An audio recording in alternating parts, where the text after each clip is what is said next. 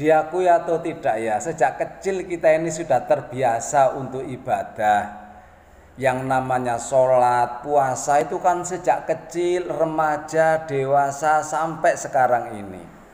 Yang namanya sholat, ngaji, puasa itu kan ibadah yang kita lakukan sejak kita kecil.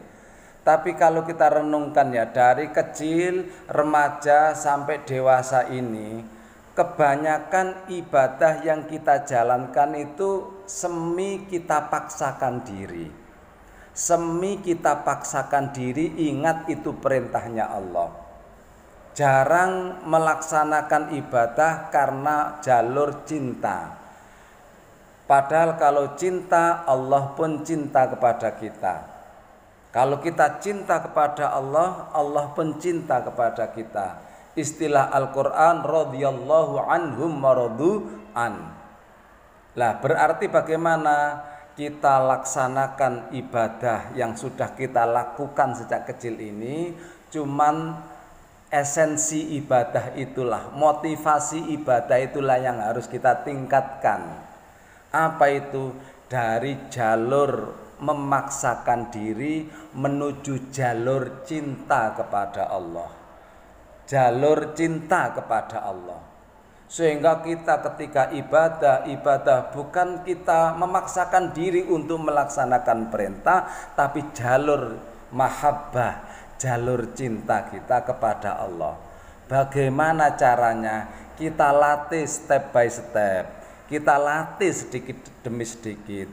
Dengan cara apa? Dengan memperdalam, mengaji lebih jauh tentang sifatnya Allah yang Rahman Rahim. Contoh, kalau tidak direnungkan begini, mana mungkin kita menumbuhkan cinta kepada Allah. Kebaikan yang kita lakukan oleh Allah itu, semua kebaikan akan dilipat gandakan oleh Allah minimal 100 sampai 700. Jenengan catat nggih, jenengan garis bawahi. Tak ada kebaikan kecuali dibalas oleh Allah minimal 10 kali, bahkan lebih dari itu. Renungkan nggih, padahal Allah tidak butuh ibadah kita. Allah loh tidak butuh ibadah kita, tapi membalas 10 kali minimal. Minimal 10 kali sampai 700, padahal Allah tidak butuh ibadah. Bukankah hal ini menyebabkan kita ini tambah cinta kepada Allah? Sedangkan kejahatan yang kita perbuat oleh Allah tidak dibalas kecuali sepadan, seimbang, sama. Kalau kesalahan 1 balas 1, kesalahan 1 kilo balas 1 kilo, sama. Ini kan Rahman Rahimnya Allah. Bayangkan nggih, kita ini loh setiap detik menerima nikmat Allah yang luar biasa. Loh, terus kita beribadah kepada Allah itu kan sesuatu yang wajar. Sebagai hamba yang menerima nikmatnya tanpa bisa dihitung, terus kita bakti kepada Allah itu kan sesuatu yang wajar. Tetapi Allah tidak, tetap diberi pahala minimal 10. Sedangkan kemaksiatan oleh Allah tidak dibalas. Menurut logika, orang yang berbuat kejahatan itu minimal dibalas 10, karena dia telah merasakan nikmat Allah luar biasa. Loh, kok sempat-sempatnya dia menentang Allah? Wong dia hidup tanpa bisa lepas dari nikmatnya Allah, kok dia menentang kepada zat sang pemberi? Menurut logika, orang yang berbuat maksiat itulah yang pantas dilipat gandakan. Tetapi Allah tidak. Allah tetap yang dilipat gandakan hanya kebaikan. Padahal kebaikan itu tidak dibutuhkan Allah. Innallaha ghaniyyun 'anil alamin. Allah tidak butuh terhadap alam semesta ini. Ini kan satu rahman rahimnya Allah yang patut untuk kita renungkan, yang patut untuk kita renungi agar kita menambah mahabbah kepada Allah. Kalau sudah mahabbah yang kita jalur, yang kita tempuh, Allah pun cinta kepada kita sehingga aktivitas ibadah apapun didominasi atas mahabbah, didominasi atas cinta, bukan atas keterpaksaan belaka. Iya kan? Inilah yang harus kita renungkan, Ibu Bapak sekalian.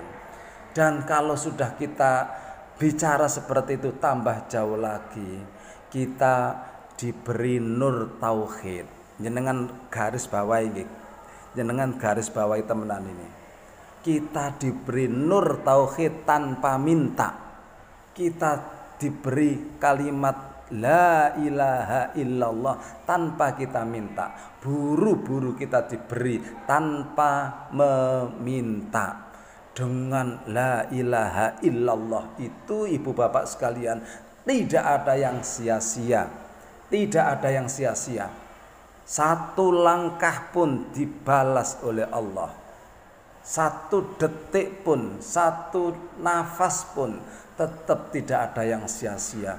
Kebaikan 1 rupiah, selangkah kebaikan, sedetik kebaikan, 1 rupiah kebaikan, tidak ada istilah sia-sia di hadapan Allah. Bandingkan Ibu Bapak.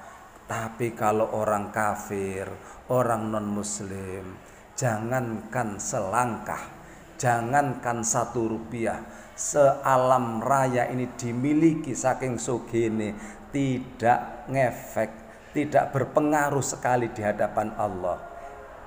Iya kan? Lan tughniya anhum amwaluhum wala auladuhum minallahi syai'a. Orang kafir itu lan tughniya anhum amwaluhum wala auladuhum minallahi syai'a. Kekayaannya seberapapun ia miliki, keturunan putra putrinya sukses dan jaya bagaimanapun, tidak naruh sama sekali di hadapan Allah. Padahal kalau orang mukmin, jangankan kekayaan melimpah rupiah, 1 rupiah pun, 1 langkah pun dilipat gandakan, dimuliakan di hadapan Allah Subhanahu wa ta'ala, dihargai sebagai sesuatu kebaikan luar biasa dalam pandangan Allah.